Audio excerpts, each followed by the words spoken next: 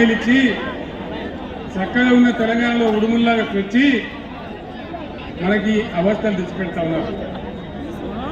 రైతు బంధు కావాలని రైతులు అడిగితే చెప్పుతూ కొడతాను ఒక మంత్రి మాట్లాడతాడు. నేను చెప్పిన మంత్రి గారు, చెప్పులు మీకే లేవు, చెప్పులు రైతులకు కూడా ఉంటాయి, చెప్పులు చాలా బందోబస్తుగా ఉంటాయని నేను చెప్పిన.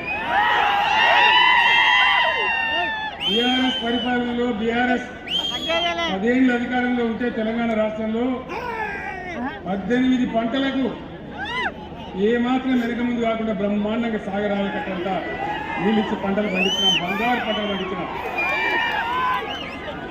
ఈరోజు ఏమైంది?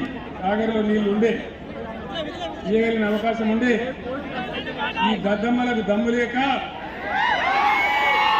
వాళ్ళు తీసుకుపోయి ఏఆర్ఎండి చేతులు పెట్టి మొత్తం పంటలను నిండబెట్టినారు. సాగరాయకట్టు తెలంగాణ వచ్చిన తర్వాత పంటలు ఎన్నినాయంటే ఇదే మొదటిసారి.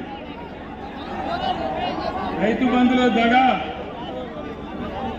రైతు బీమా ఉంటుందో ఊరుతుందో తెలియదు.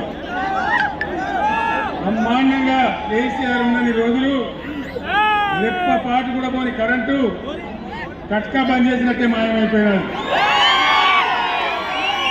ఎక్కడికి పోయింది కరెంటు? ఏమైంది కరెంటుకు?